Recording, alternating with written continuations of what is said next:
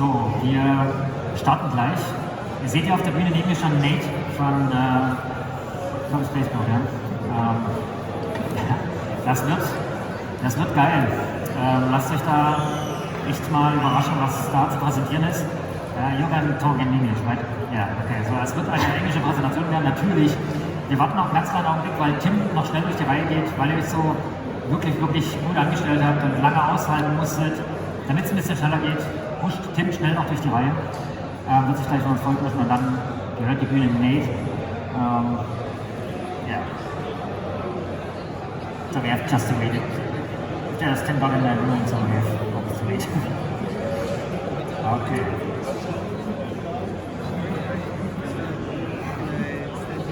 So I think we finished last one.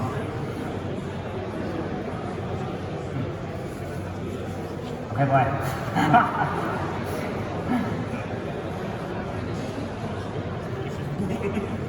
Okay, so Nate, the stage is yours.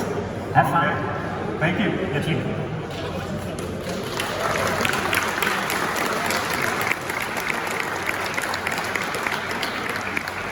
Good afternoon. Can everybody hear me okay? Yes? Before I start, just show of hands, how many people here are Kerbal Space Program fans? There's a whole part at the beginning of this where I explain what Kerbal Space Program is. I'm not sure it's necessary, but maybe one person hasn't heard of it, so we're going to do that part anyway.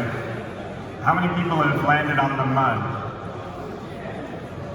Are you stretching the definition of land? All right. Good afternoon. Thank you to Florian for inviting us to join you here in such an amazing location. My name is Nate Simpson. I'm the creative director of Kerbal Space Program 2. I've got some exciting news to share today, but since maybe not everybody here is a Kerbal fan yet, I'd like to start with a little background. The first version of Kerbal Space Program was released in 2011. It was created by a software engineer named Felipe Falange. KSP was, in my opinion, the best game of all time. I think a lot of people here would agree. A lot of nodding out there. Working in Mexico City with his studio squad, I've already messed up the clickers, here we go. Well, there's going to be a lot of this today. All right, advancing. Working in Mexico City with his studio squad, Felipe created a new genre, the space engineering sandbox game. In Kerbal Space Program, you build space vehicles out of modular parts in a vehicle assembly building. And then you fly them in an accurately simulated star system of 17 celestial bodies. Your vehicles are crewed by these fearless but lovable little beings called Kerbals.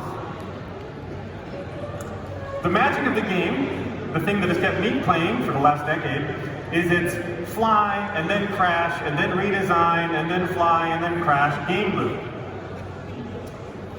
The game can be hard because rocketry is hard, but you stick with it, at least a little bit, because failure in this game can be pretty funny.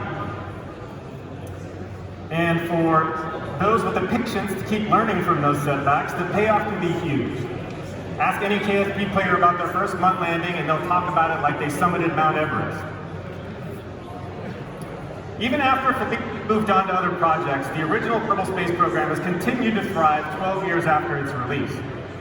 That longevity owes a lot to one of the most vibrant modding communities ever assembled. Until you've tried out some of these mods, you've barely scratched the surface of the KSP experience. Felipe's creation has had a huge cultural impact. This is one of 2 ex-KCD comics about Kerbal. One of the best parts of this job is that we get to hear lots of stories about kids falling in love with space exploration through Kerbal. I met a lot of those kids today. It was very, very exciting.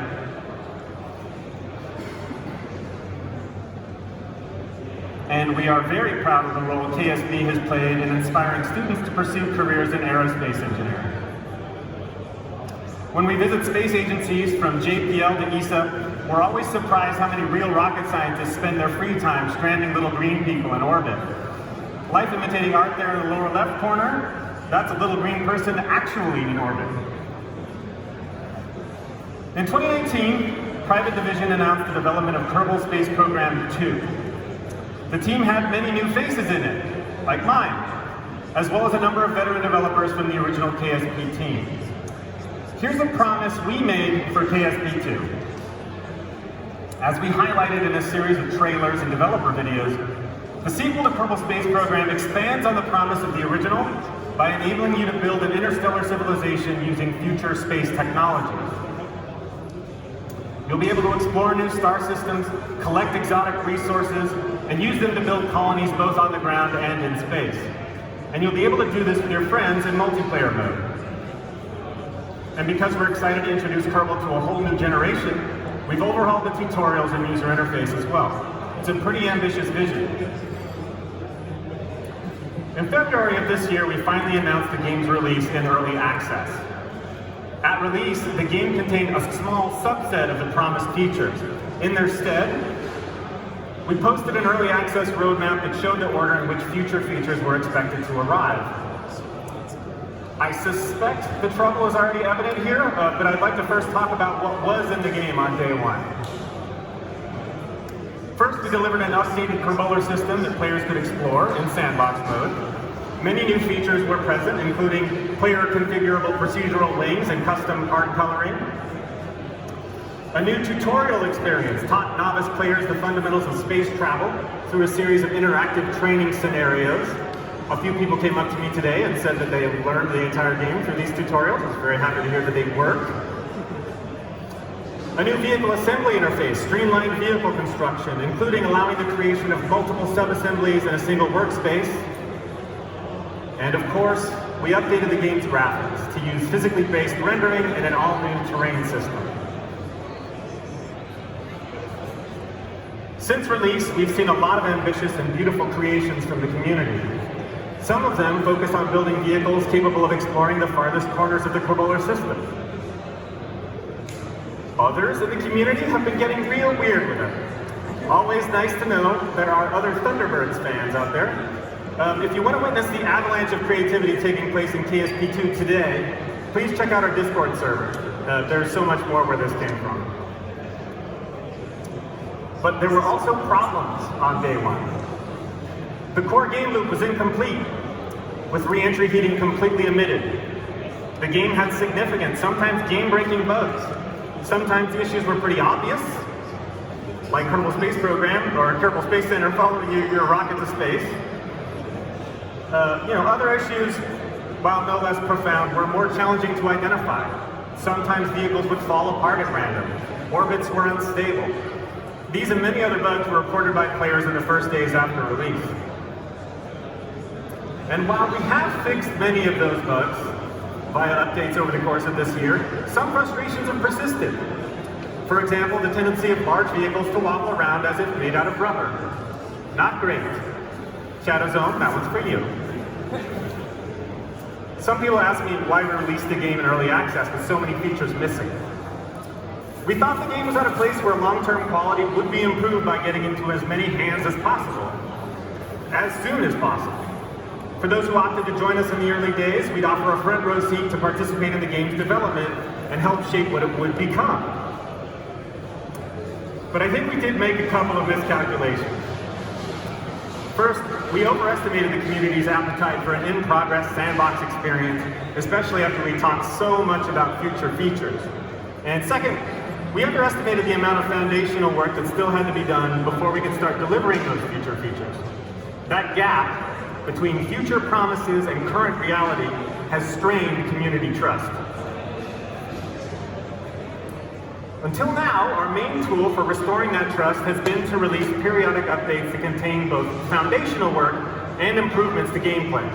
These are guided by player bug reports by and large. Another one of these updates, the .15 update, is coming this week. We've upgraded to Unity 2022 and made significant performance upgrades, visual improvements, and bug fixes. You can find the detailed patch notes for that update on our forums. And that's the end of the presentation. No? Should I keep going? Okay. Early access has also given us detailed awareness of the state of a very large, very complicated game. The fans' willingness to talk to us when they find issues has been the single most important contributor to the game's ongoing improvement. I want to give a special shout out to Ants Some of you may recognize that name. He's one of our most prolific bug reporters. He was so good that we just ended up hiring him. He starts Monday. Welcome aboard, Andy. Now, while part of our team has been working on those public updates, another group has been quietly working towards some additional goals for the end of this year. These are, first, to make sure that every phase of flight, including re-entry, adds to the spaceflight challenge. Second, to evolve KSP2 from a fun sandbox toy into a game that provides hours of compelling gameplay. And finally, to get the game to a level of quality where KSP2 is the easy first choice for a player who's never played Kerbal before. I'm happy to announce today that we have achieved these goals. This December, we're releasing our first major roadmap update, which we're calling For Science.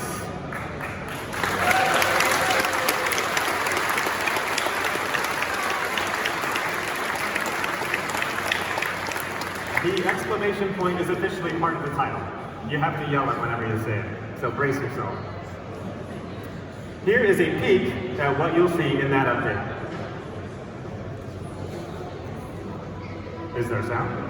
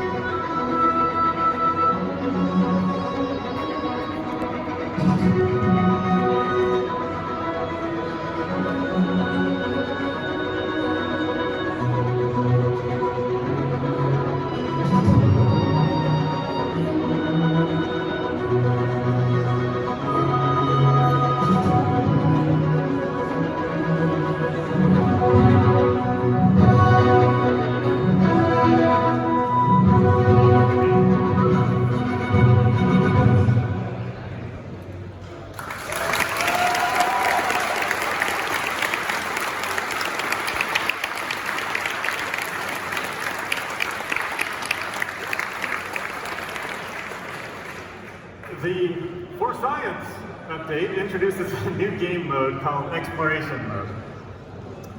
In an Exploration Mode campaign, the player collects and transmits science from unique research locations across their Kerbal system. They redeem that science back home to unlock new part technology. Why is it called Exploration Mode and not Science Mode like it was in KSP1? Because in future updates, this mode will allow resource collection and utilization, as well as the establishment of automated resource delivery routes. We want you to be able to continue the campaigns you start this December through all the future colony, interstellar, and resource gathering updates. To help with the collection of science, we've introduced a series of all-new science collection parts. These parts aren't tiny, fiddly instruments. They're physically consequential, so you'll have to take their shape and mass into account when building your vehicles. An all-new science collection and transmission interface makes it easier for players to know when there's an opportunity to take measurements or collect a sample. On the Vessel Actions panel at the upper left, you can see an indicator of your current research location, making it easy to tell whether you're in a new place of interest. And we've connected all your science instrumentation to a research action so that collecting most science is a one-button process. And the research inventory gives you a detailed view of all the science you've collected during a flight, giving you clear information about what you've learned and what conditions have to be met to claim your science rewards. There are many other quality of life improvements here. You don't have to get out of a pod to do crew observations. There's unlimited sample storage capacity. You're going to be doing a lot of science collection in the For Science update, so we worked very hard to make it a smooth process. Once science has been brought back to the RFD Center, it can be used to unlock new categories on the tech tree, letting you make more advanced vehicles. You can scout future nodes and preview their contents to plan your ascent through dozens of part families. If you're looking for some new challenges, you can now visit Mission Control. Here, Dr. Carrie Kerman will send you on a series of increasingly challenging quests. The secondary missions will provide interesting new engineering goals. Sometimes they'll ask you to attempt an entirely new kind of vehicle or encourage you to fly to a location you've never visited before. And meanwhile, the primary missions will lead you all the way from basic rocketry through the investigation of an interplanetary mystery. And when your missions are complete, you'll be rewarded with extra science, as well as a little narrative excitement. Auto-generated Kerals now come in many new varieties with all kinds of hairstyles, makeup, facial hair, and other features. So basically what that means is once you've stranded Jeb and Val and all the other classic Kerals, it'll be these auto-generated folks who crew your rescue missions. Adding to the thrill of exploration, there are now several dozen new hidden points of interest across the Kerbolar system, what we call discoverables, that yield additional science if you can find them. And sadly, your days of stress-free atmospheric reentry are coming to an end. Things now heat up very quickly during atmospheric descent, so you'll need to take those heat shields seriously from here on out. Lots of other quality of life improvements have been made. Here you can see our new Delta V tools that give you a better idea of how each stage of your vehicle will perform in its phase of flight. Choose a celestial body, select an altitude, and even switch between vacuum and atmosphere, and you'll get a stage-by-stage performance breakdown. And in flight, expanded staging information also provides real-time updated thrust-to-weight ratio and remaining burn time, in addition to Delta V. You can see that at the right side.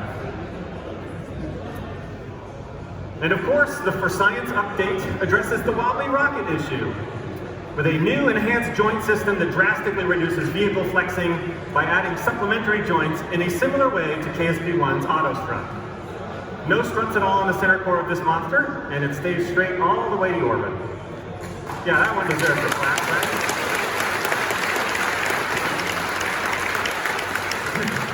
Just to really illustrate the point, because we know this is important. This is a nightmare rocket designed to bend. If you look very closely, you can tell the difference in this comparison between today's joints and the For Science update. Still has rigid body physics, but it is no longer a bendy mess. No more noodle rockets. The joint upgrade has improved gameplay all over the place. Control surface oscillation is way down, aircraft fly much more stably with SAS turned on, and it's much easier to build very large stuff. In short, more rigid vehicles are happier vehicles. There are also major performance improvements in the For Science update, pursued with the goal of making KSP2 playable on a wider variety of PCs. For example, the previous Kerbal transform system, which simulates the motion state of all objects in the game, has been replaced with a new Sim transform system that dramatically improves performance by unlocking CPU parallelization across all cores.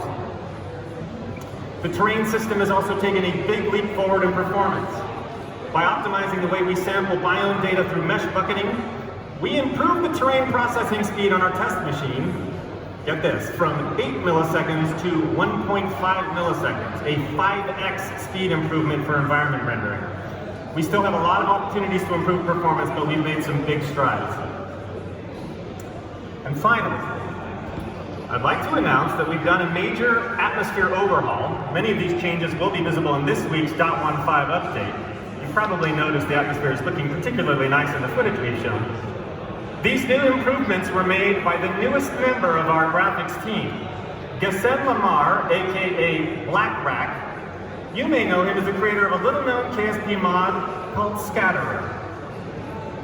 We are very happy to have Ghassan on our team, and as you can see here, he's already working his magic on the game. And while you're enjoying the 4 Science update, we'll be well underway on our next roadmap update, which brings colonies to the game. A few updated colony parts in progress here, just to show we're working on it. We are very proud to finally be able to show you all that we've been working on for the past few months